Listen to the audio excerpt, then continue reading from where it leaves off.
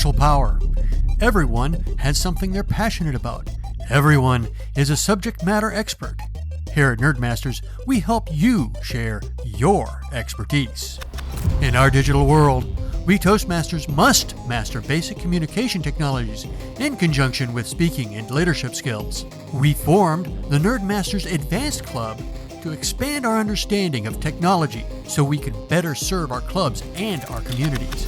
We are nerdy Toastmasters, enthusiastically exploring the intersection of technology, leadership, communication, and nerd-late pop culture.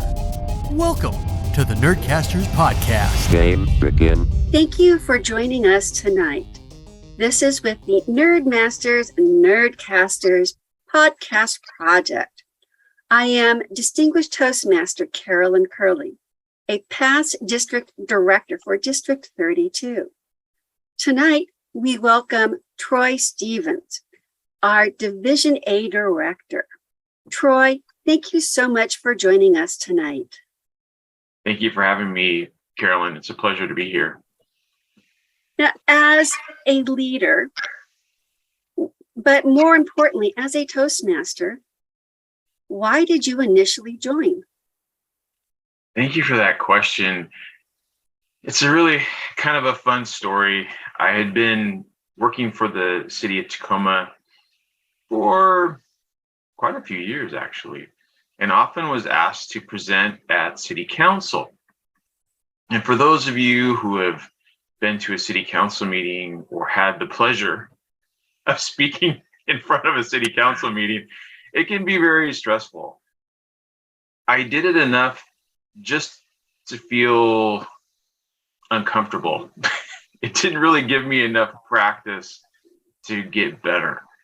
And so I wanted to find a way to gain the confidence to just be better up there in front of council. And I searched, and someone said, "Hey, why don't you think about Toastmasters?" And the rest is history, as they say. It's 5 years. And recently I had the pleasure of being up in front of council. And it wasn't perfect, but I felt confident, and I came away from it feeling really the best I've ever felt coming off of a city council meeting. And I have Toastmasters to thank for that. They say confidence is a big aspect for what we do. We don't think about that as much as we think about the task, speaking, reading, doing. But we can't do that without our confidence. You mentioned that you have gained skills. What else have you learned from your Toastmasters experience? Oh, Carolyn, I could talk for hours about all the different things that I've learned in Toastmasters. It's really been just an amazing journey. It's hard to even, say one thing. As you've mentioned, I already talked about confidence. Something that people don't always think about is patience. Listening to as an evaluator in so many of the roles in a club, we are tasked with, or we're not tasked, but we have the pleasure of really listening to be a grammarian or speech evaluator or odd counter. There's all these roles that really hone our skills to be better listeners. And that has been one of the huge takeaways for me. Is there an echo? Okay, is that okay, or? Okay. Maybe if you have a phone and another device, that might be causing the echo. Okay. I don't have any other things going, but I heard an echo, so I just wanted to call that out. But sorry to break my train of thought or speaking. But yes, listening has been so important for me, and it's helped me in so many areas of my life. And it's wonderful because it's allowed me to help people by giving constructive feedback or, filling these roles in the meetings. And it's just been a a really wonderful thing, and it's helped me at home too. I think I'm a better listener at home, and that it just helps me all the way around. But I did mention patience, and I think that it too has been really important because there's so many things that we do as Toastmasters that don't happen just right away, and we have to be patient as well. Patience, listening, those are very desirable skills because as humans, this is how we communicate. We communicate by speaking, but we have to listen to understand what the other person is talking about. Sometimes if we're impatient, we'll jump in and talk over them, but that really doesn't lead to happy feelings or communication. What is your greatest experience when you think about your Toastmasters journey so far? Yes, thank you. There have been so many wonderful things that have happened to me. It really is hard to pin it down to any one thing, but if I had to, one of the really special moments, I had only been a Toastmaster for maybe a year or so. I had actually become the president of my first club, and I was up front of the club, those fond memories of actually being in person at a meeting and evaluating one of our new members. And he gave this wonderful speech about his experience of being in America and his journey, and he talked about being in France. And for those of you who know, I love France. So I got really caught up in his speech. I was so emotional about it. And when I evaluated his speech, what did I do? I made it all about me. And yes, in some ways you could say that was a failure, but it encapsulates so many of the things that we strive for in Toastmasters. We learn from our mistakes. And I use that moment as a catalyst to move forward or to achieve. And I challenged myself to try to become the best evaluator that I could possibly be, and took steps to do that. And I have that experience to thank for that. And we make mistakes sometimes, but what's important is to learn from them. And Toastmasters can give us a lot of opportunities to do that. We just have to have the right attitude. And so in a lot of ways, even though that would seem like a failure, it is one of my greatest achievements in some ways because it led to great things. That is a wonderful story because that really is one of the essences of Toastmasters, the ability, opportunity to make a mistake and be able to learn from that. And I found out that Toastmasters really are the most forgiving people when we do make a mistake. So if you're in an organization, this is where I encourage people to try, because you never know what you can learn from your mistakes. You are serving as a Division A director this year. What is your vision for this role? Thank you for that. Yeah, it's being division director could potentially sound daunting to folks. It's big. It's a big role. My vision for the role, interestingly, at least to me, is to provide stability. I think that a lot of things are happening right now. People are coming out of COVID. They are stepping back from responsibility, or they're striving or seem to be striving for simplicity in their life, and maybe are in some ways risk averse. And I want to be this rock that people can count on.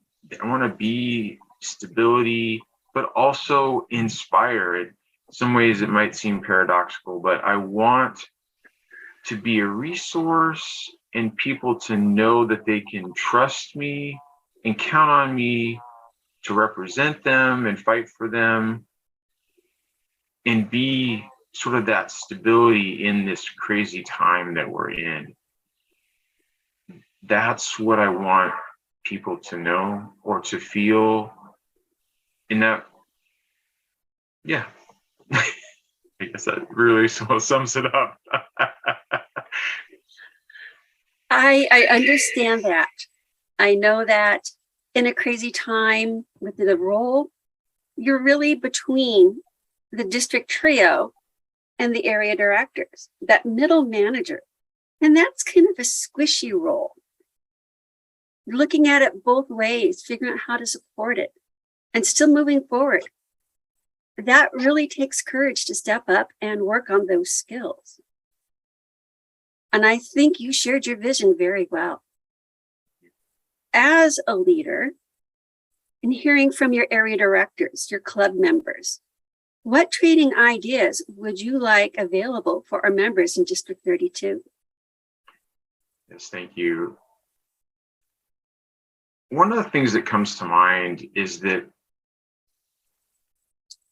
different Toastmasters need different things. So I can think that I know what I want, or the trio or our area directors. I mean, ideally, they're at clubs and they're getting an idea of what people need. But it seems like it can be specific to members. But I have a feeling that there are definitely some commonalities, and that are I really think that membership, fun meetings, and mentoring are something that really come to mind. Membership is such an opportunity for every Toastmaster. My personal experience, it's one of the most daunting things that we do. People don't always get Toastmasters or want to understand what we're about, or I think we, or at least a lot of us, have heard that public speaking is one of the things that scares more people than just about anything else. So trying to get people to overcome their fears to come to a Toastmasters meeting is a huge deal. But what's even maybe more interesting or equally as interesting is that once they're there, actually keeping them there, right? Because that's not easy either. And that's where the fun meetings and the mentoring come in. We want to create an environment where these new members and our existing members want to continue to come and contribute. And when meetings are fun, that's a wonderful way to do it. And you're more likely to get them coming back. And then if your existing members are mentoring and helping behind the scenes, figure out what those challenges are and helping people have those resources that they might need to overcome fears or take on more pathways things or take on leadership. I know from my personal experience, having a mentor has been amazing on lots of different parts of my journey. I really liked you sharing that idea of mentor. And one of the things I really appreciate with Pathways is their Pathways Mentor Program. How many times do we think, I have no idea how to do that? How do we do that?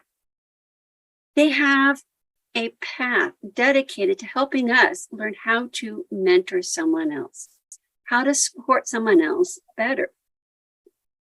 Throughout Toastmasters with their education program, you have the opportunity to try different things, and you shared how you learned from your opportunities with Toastmasters. But Toastmasters does take time.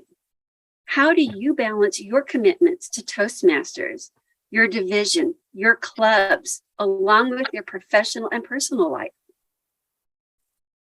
Oh my goodness. Isn't that the challenge that so many of us face? It's not an easy one. It's been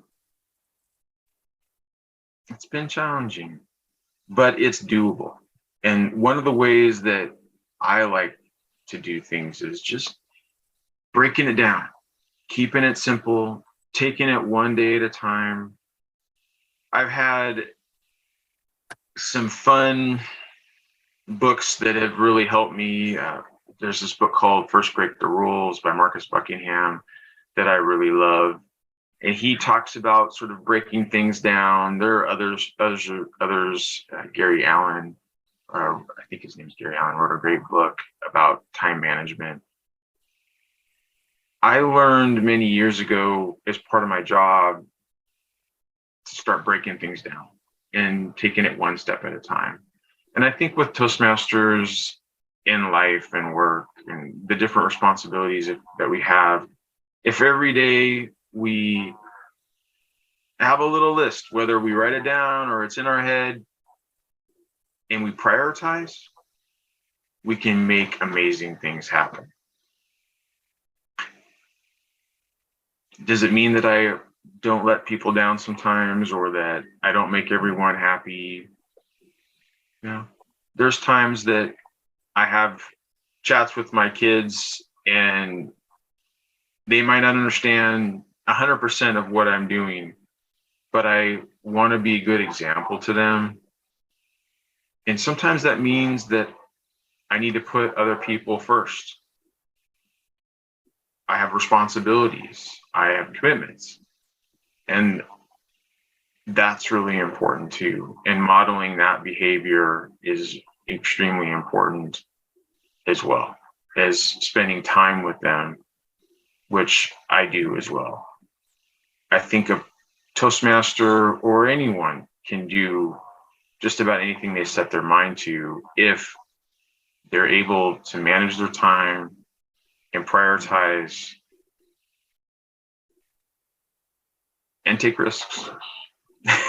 Carolyn.